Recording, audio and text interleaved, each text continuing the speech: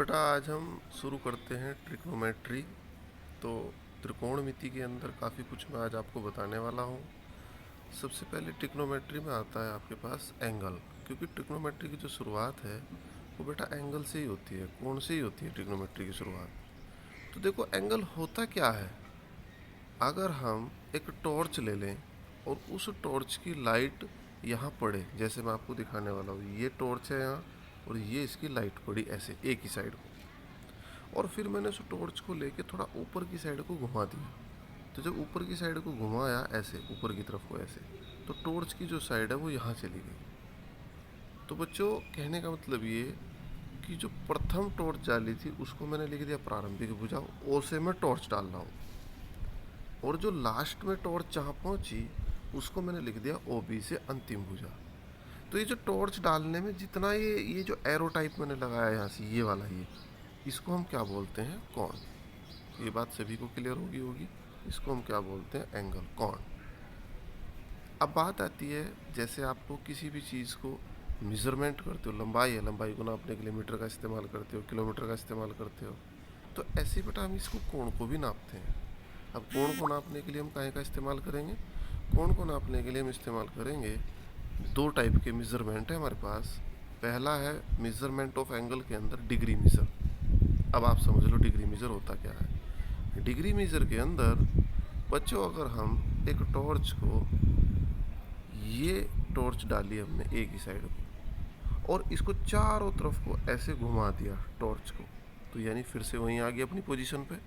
तो जब हमने टॉर्च को चारों तरफ से घुमाया और अपनी पोजीशन पे वहीं आ गई फिर से, तो ये जो एंगल बना पूरा का पूरा एक सर्कल कह लो, पूरा का पूरा एक, तो ये बना हमारा 360 डिग्री।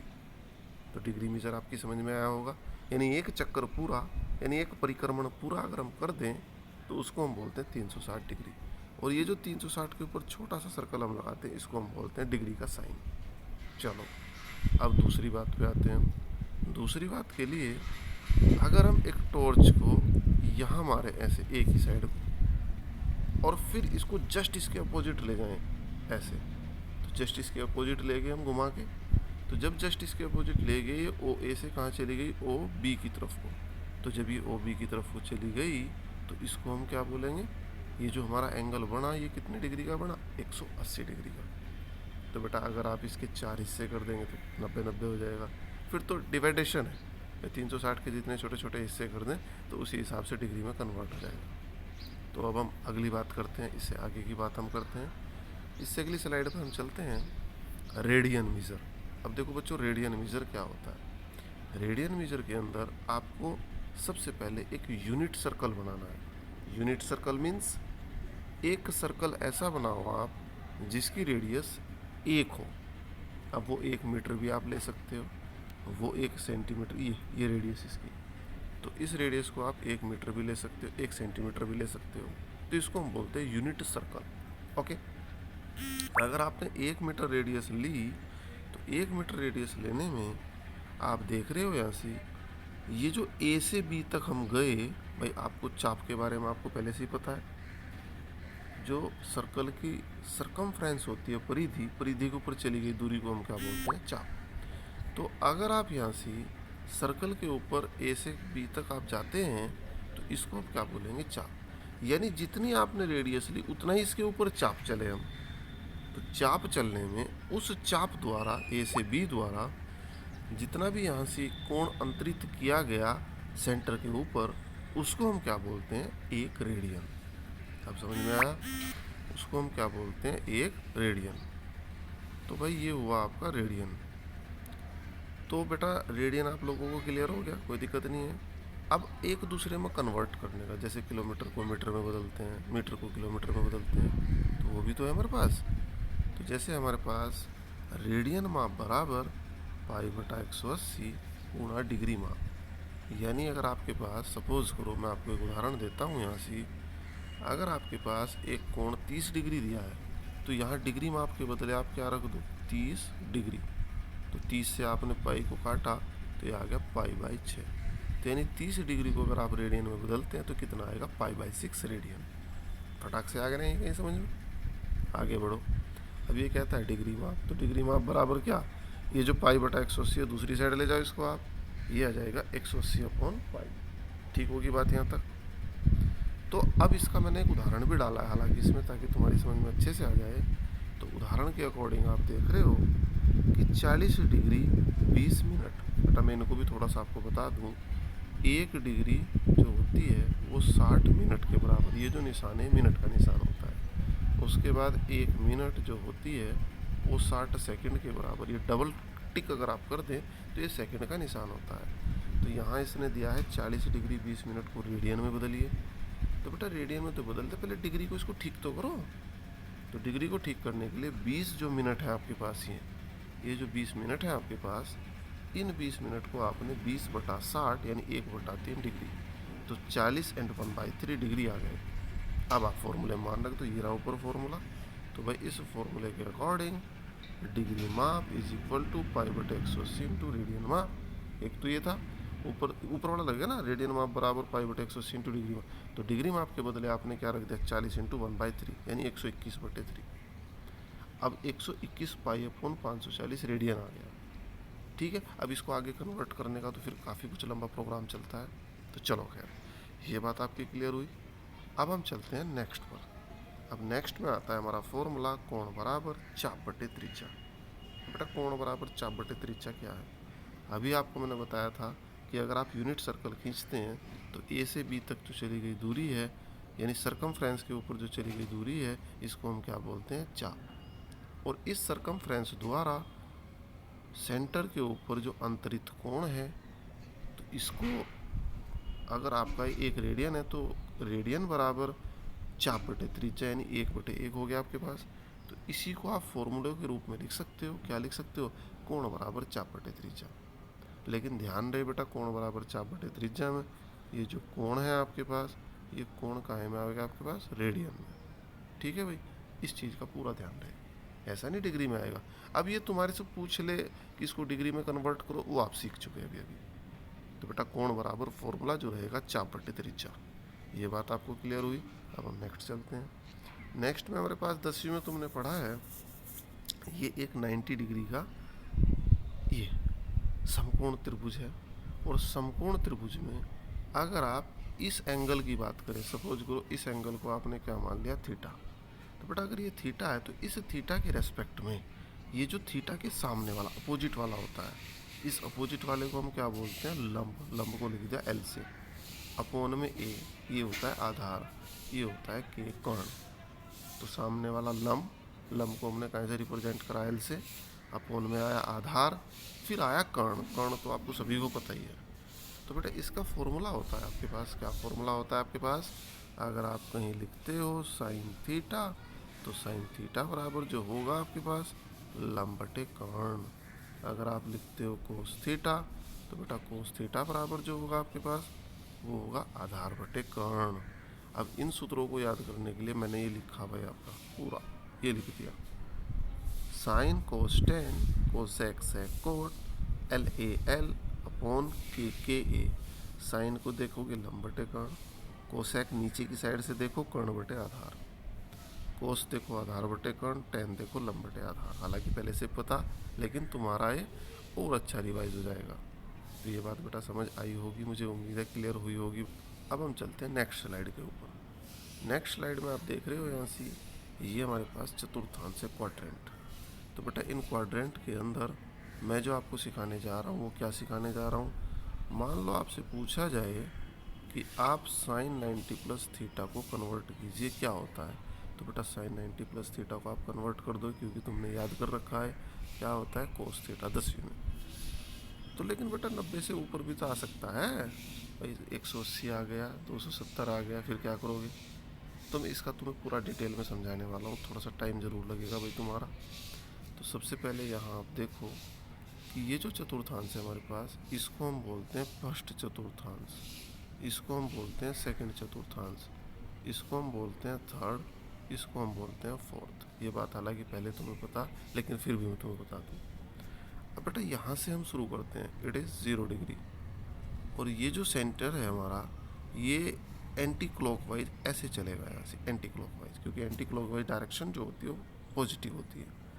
तो ये 0 डिग्री हो गया, ये सीधा सीधा हो गया 90 डिग्री, ये हो गया सीधा सीधा 180, ये हो गया सीधा सीधा 270, और फिर से वापस आ गया तो 360। ये बात मैं पहले तुम्हें अभी अभी बता चुका, ज़्यादा देर नहीं हुई। तो बच्चों अब बात आती है कि इतना चतुर्थांश समझने के बाद हमें करना कैसे है। मान लो आपके पास लिखा हुआ आ गया कोस 270 प्लस थीटा, तो इसको कन्वर्ट करेंगे कैसे। तो बेटा इसके लिए हमारे पास 3 नियम हैं जो मैं अगली स्लाइड में आपको दिखाने जा रहा हूँ। इसको बदलने के लिए 3 बातों को हमें हमेशा याद रखना है। सबसे पहली बात जो आएगी, चेंज नो चेंज। बेटा अगर हमारे पास 90 और 270 आ गया तो हमारा चेंज होगा। उसके बाद 180 और 360 आ गया, यानी वाई एक्स अगर हमारा आ गया तो ये नो चेंज होगा। It's okay. अब बच्चों बात ये आई चेंज नो चेंज के अंदर कि चेंज होगा क्या। बेटा चेंज ये होगा हमारे पास कि अगर कहीं साइन लिखा है तो वो कोस में चेंज होगा, कोस है तो वो साइन में चेंज होगा, कोसेक है तो सेक में चेंज होगा, सेक है तो कोसेक में चेंज होगा, टेन है तो कोट में चेंज होगा, कोट हो तो टेन में चेंज होगा। ओके, तो ये बात सबको क्लियर हो गया होगा, पहला पॉइंट। अब पहले पॉइंट के बाद आता है हमारे पास दूसरा पॉइंट, पोजीशन। पोजीशन यानी क्वाड्रेंट। अब पोजीशन यानी क्वाड्रेंट समझाने के लिए मुझे पिछली स्लाइड पे जाना पड़ेगा। इसके अकॉर्डिंग क्या है पोजीशन के अंदर, भाई ये जो लाइन है हमारी ये कितनी है, 90 डिग्री। सभी को पता है 90 डिग्री है। अब बेटा अगर 90 डिग्री के ऊपर तुम दावा करने लगो कि ये पहले क्वाड्रेंट में है सेकंड में है, तो आप डिसाइड नहीं कर पाओगे। क्योंकि अगर दो भाइयों की घर बने हैं, उनके बीच की दीवार कॉमन है, तो उस दीवार के ऊपर कोई बैठ के कहे कि मैं इस वाले घर में हूँ या इस वाले घर में हूँ, तो आप डिसाइड नहीं कर पाओगे। क्योंकि वो तो एक पार्टीशन है, वो तो एक सीमा है, लिमिट है वहाँ तक की। इसमें कैसे पता लगे, अगर आप 90 से थोड़ा सा पीछे आ जाओ, माइनस में कर दूँ, तो आप कौन से क्वाड्रेंट में पहुँच गए बेटा, फर्स्ट क्वाड्रेंट में। फर्स्ट बताया था ना अभी। उसके बाद 90 को अगर आप थोड़ा सा बढ़ा दें, यानी 90 में अगर आप प्लस कर दें, तो आप सेकंड में पहुंच जाओगे। ऐसे यहाँ ये कितना था 180, 180 माइनस सेकंड में प्लस कर दोगे थर्ड में, 270 माइनस कर दोगे थर्ड में प्लस कर दोगे फोर्थ में, 360 माइनस कर दोगे फोर्थ में प्लस कर दोगे तो पहले में। तो बात समझ में आ गई होगी क्लियर सभी को। अब हम चलते हैं तीसरी बात पर। तीसरी बात में है साइन यानी चिन्ह। अब आप चिन्ह की बात करें तो बेटा साइन के अंदर आप याद रखेंगे कि अगर आप पहले क्वाड्रेंट में, तो पहले में बेटा ऑल पॉजिटिव, सारे पॉजिटिव होंगे, मैंने लिखा भी है। अब चलते हैं दूसरे क्वाड्रेंट में। दूसरे क्वाड्रेंट में जब आप जाएंगे तो कौन कौन पॉजिटिव होंगे दूसरे में, साइन एंड कोसेक पॉजिटिव, बाकी सब नेगेटिव। चलते हैं तीसरे क्वाड्रेंट में। तीसरे में आप देखोगे तो तीसरे में कौन कौन से होंगे पॉजिटिव, टेन और कोट पॉजिटिव, बाकी सब क्या होंगे नेगेटिव। अब चलते हैं फोर्थ क्वाड्रेंट में। तो फोर्थ क्वाड्रेंट में कौन कौन से होंगे, कोस और सेक पॉजिटिव, बाकी सब क्या होंगे नेगेटिव। यही चीज़ मैंने यहाँ लिखी भी है। फर्स्ट क्वाड्रेंट में ऑल पॉजिटिव, सेकंड में साइन और कोसेक पॉजिटिव, थर्ड में टेन और कोट पॉजिटिव, फोर्थ में कोस और सेक पॉजिटिव, बाकी सब क्या होंगे नेगेटिव। तो यहाँ तक की बात भी सभी को क्लियर हुई होगी। अब हम इससे अगली बात पे चलते हैं। तो इससे अगली बात में जो है नेक्स्ट स्लाइड, वो ये है हमारे पास फॉर्मूले। तो बेटा फॉर्मूलों के अंदर क्या है हमारे पास, trigonometric function of sum and difference of two angle. मैंने इनके थोड़े थोड़े नाम भी लिखे हैं ताकि नाम से क्या है फॉर्मूले कई तरीके के हैं, फिर बेटा आप लोग भूल जाओ, समझ ना आए, फिर वो गड़बड़ हो जाएगी। तो बच्चों सबसे पहले जो आता है हमारे पास वो आता है कोस एक्स प्लस वाई। तो इसका जो फॉर्मूला रहेगा, ध्यान रहे यहाँ क्या है, sum and difference of two angle. यहाँ जो सम है वो किसका है, टू एंगल का। ये ध्यान रखना बेटा, इनको सेपरेट सेपरेट समझ पाना थोड़ा सा मुश्किल है, इसको भूल मत जाना तुम लोग। तो पहला आया कोस एक्स प्लस वाई, देखो एंगल का सम हो रहा, is equal to cos x cos y minus sine x sine y. बेटा मैंने माइनस की इसलिए नहीं लिखी, बहुत ज़्यादा तुम्हारा फिर ज़्यादा स्पेस गिर जाता। अगर आप यहाँ माइनस लगा देंगे शुरू में, कोस एक्स माइनस वाई, तो क्या आया cos x cos y plus sine x sine y, opposite हो जाएगा, इधर माइनस लगाएंगे तो यहाँ प्लस हो जाएगा। सेकंड में चलते हैं साइन वाले में, sine x plus y is equal to sine x cos y plus cos x sine y. यहाँ प्लस है तो इधर भी प्लस है साइन वाले में, यहाँ माइनस है तो इधर भी minus. Tan x plus y is equal to tan x plus tan y upon, ये अपॉन का साइन है, इसको आप कॉपी में ऐसे भी लिख सकते हैं, tan x plus tan y upon one minus tan x tan y. Cot x plus, ऐसी माइनस का आ जाएगा, माइनस लगाएंगे तो क्या है, यहाँ माइनस आ जाएगा और नीचे वाले में क्या हो जाएगा, यहाँ प्लस। ठीक होगी बात। अब बात आती है cot x plus y is equal to cot x cot y minus one और upon cot y plus cot x. बेटा यहाँ अगर माइनस आ गया आपके पास तो इधर के चिन्ह बदल जाएंगे, ये माइनस क्या हो जाएगा प्लस और ये प्लस क्या हो जाएगा माइनस। तो ये भी बात क्लियर हुई आपको। अब देखो याद करना तो भाई खुद ही पड़ेगा, मैं तो आपको समझा सकता हूँ। अब आता है half angle formula. Half angle फॉर्मूले में आया sine 2x is equal to 2 sign x cos x, या फिर 2 tan x upon 1 plus tan square x. बेटा ये स्क्वायर का साइन है, ये जो ऐसा निशान कहीं लिखा हुआ होगा समझ लो ये पावर में है। इससे नेक्स्ट जो न्यूमेरिक है, ये ध्यान रखना इस चीज़ का। तो अब क्या आया आपके पास, sine 2x is equal to 2 sign x cos x, या फिर 2 tan x upon 1 plus tan square x. इन एंगल की एक खासियत है कि अगर यहाँ 2x आया तो यहाँ कितना आया x, x इधर भी सारे में क्या आया x और x।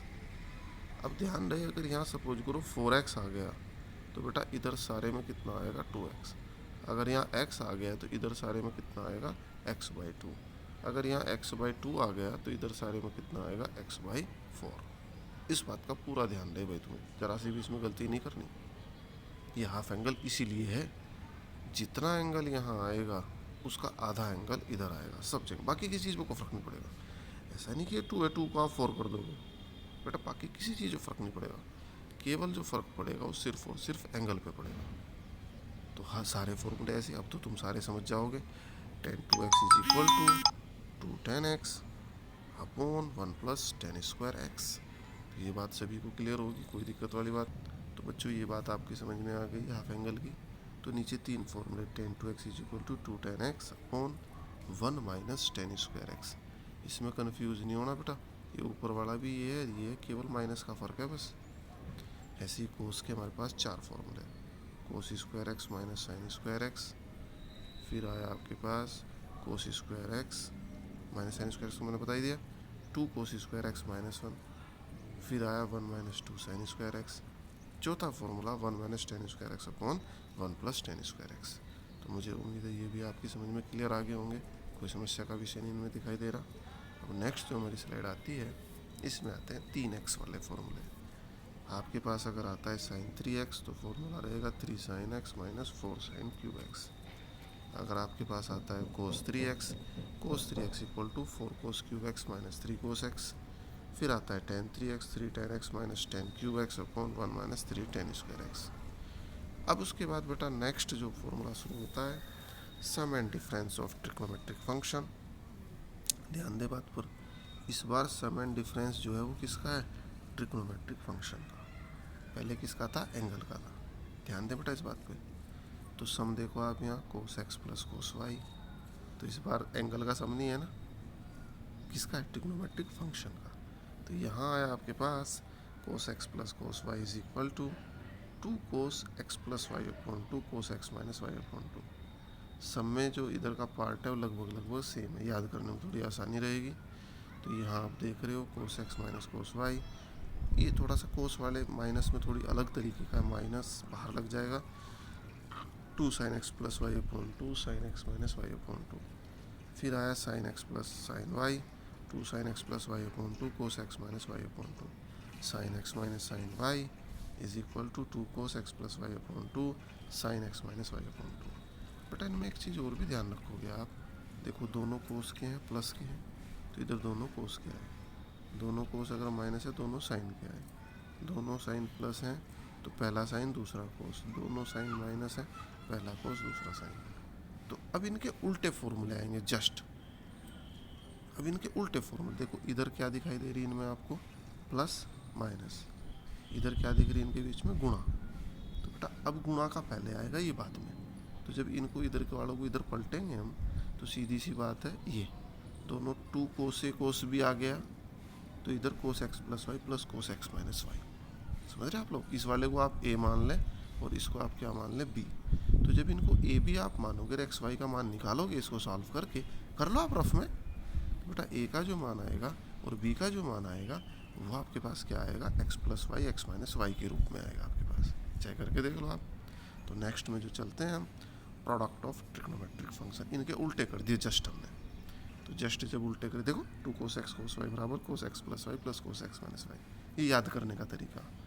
-2, ये तो थोड़ा माइनस वाला था ही अजीब, -2 sin x sin y बराबर cos x plus y minus cos x minus y, 2 sin x cos y बराबर sin x plus y plus sin x minus y, 2 cos x sin y बराबर sin x plus y minus sin x minus y. तो है ना same वही चीज़, बस थोड़ा सा आपको लिख के एक बार देखो कॉपी में, तब पता चलेगा। तो बेटा आप लोगों ने बड़े ध्यान से इसको देखा, आप लोग इसको याद करें, और मैं ऐसी और भी बनाऊंगा तुम्हारे लिए, अगर ये तुम्हें पसंद आई हो। तो बेटा अगर पसंद आए तो मेरे को बताओ ज़रूर, ताकि मैं तुम्हारे लिए और भी बना सकूं। तो थैंक यू बेटा आप लोगों का सभी का। तो ये काम